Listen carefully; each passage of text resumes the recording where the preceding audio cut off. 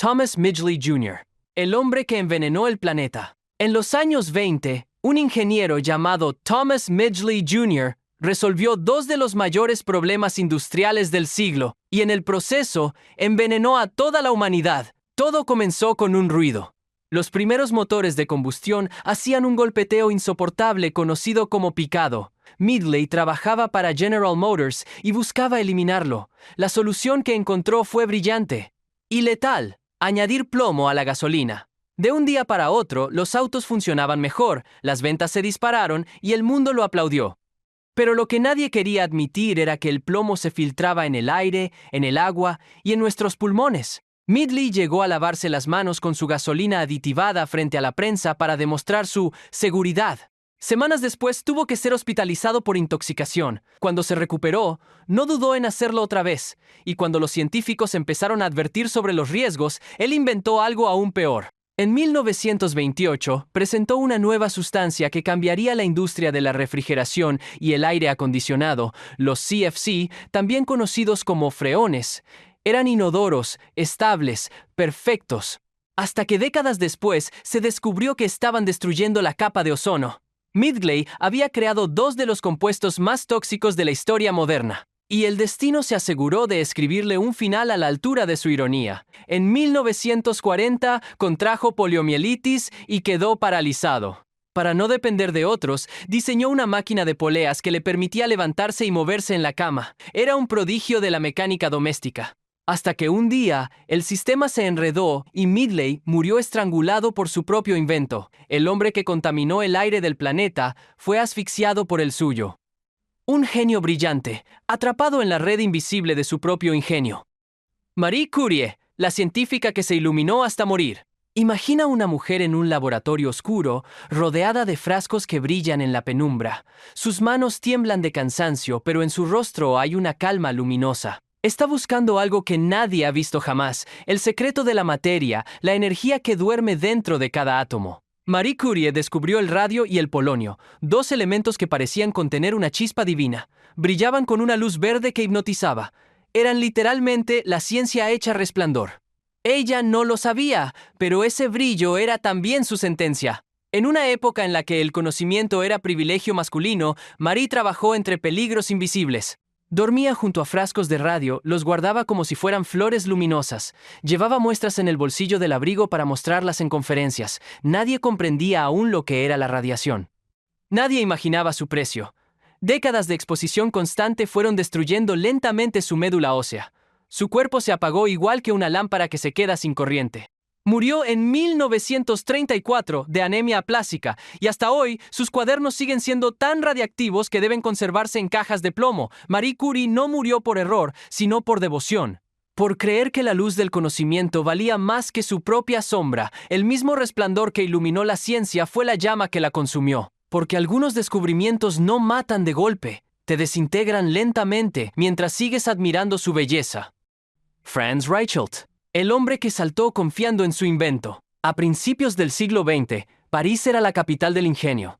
Aviones, dirigibles, máquinas imposibles, y un hombre convencido de que podía vencer a la gravedad con una prenda de vestir. Su nombre era Franz Reichelt, un sastre austriaco que vivía obsesionado con una idea: crear un paracaídas que pudiera llevarse puesto como un abrigo. Un invento elegante, ligero y, según él, capaz de salvar vidas. Durante años trabajó solo, en su pequeño taller, probando telas, pesas, costuras. Sus primeros maniquíes de prueba se estrellaban una y otra vez desde torres de pocos metros. Pero Franz no se rindió. Decía que los muñecos no entendían el viento, que hacía falta un ser humano para probarlo de verdad. Y el 4 de febrero de 1912 decidió demostrarlo al mundo. Eligió el lugar más simbólico de París, la Torre Eiffel. A las 8 de la mañana, con periodistas y curiosos mirando desde abajo, subió al primer piso vestido con su invento, un abrigo paracaídas de 9 kilos de tela doblada. Algunos le suplicaron que usara un muñeco. Él sonrió. Dijo: «Quiero probarlo yo mismo». Se colocó sobre el borde, extendió los brazos y saltó. Durante medio segundo pareció flotar.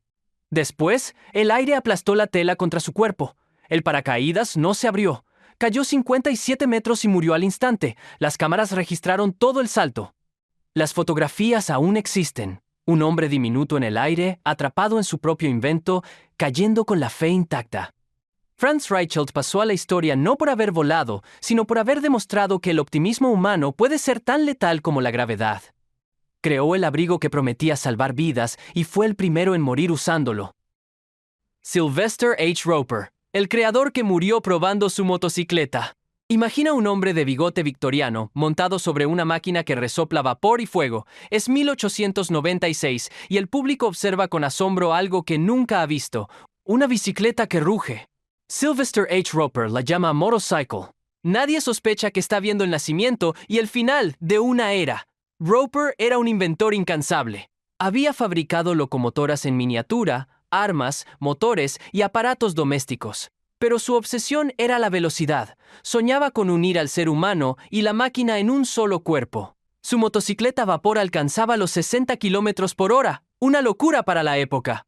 Y él, a los 72 años, seguía probándola personalmente.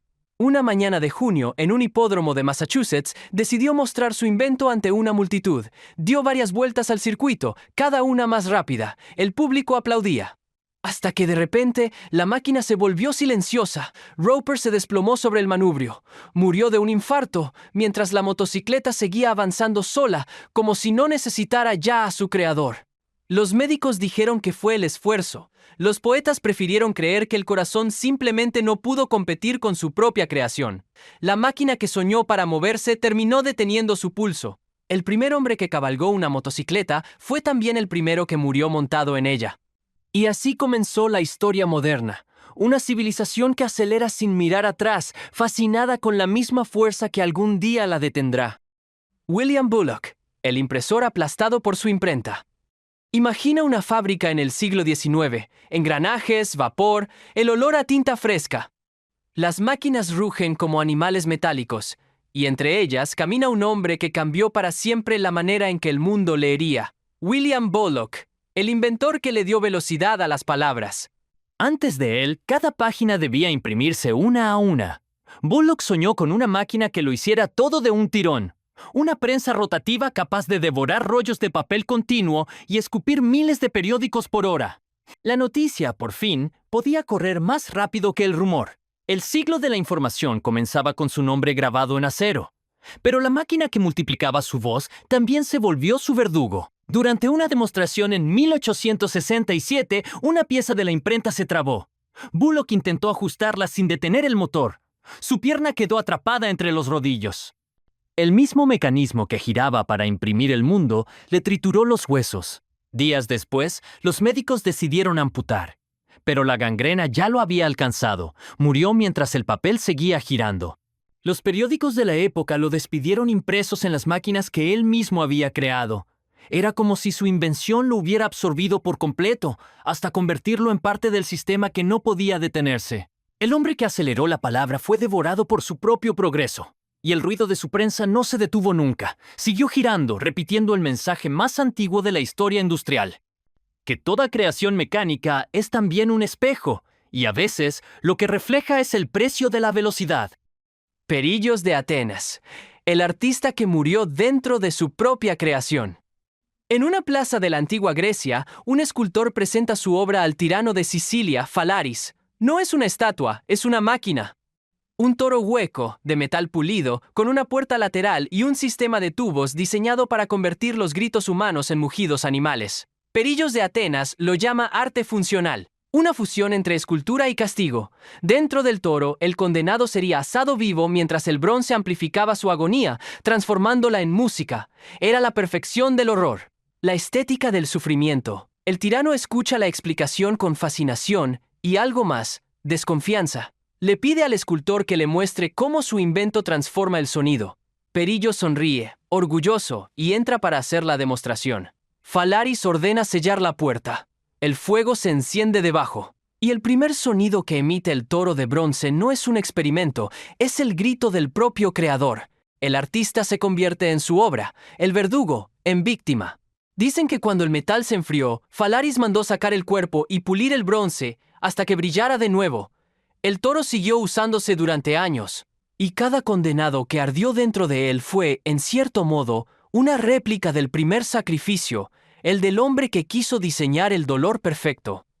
Perillos no murió por crueldad ajena, sino por la arrogancia de querer dominar lo inhumano, porque quien crea el instrumento del tormento termina hablando con su propia voz desde adentro. Estos inventores fueron seres humanos que creyeron en una idea con tanta fuerza que terminaron convirtiéndose en parte de ella. Nos recuerdan que la innovación siempre tiene un precio y que, a veces, quienes la impulsan pagan más de lo que imaginaban. Hasta la próxima.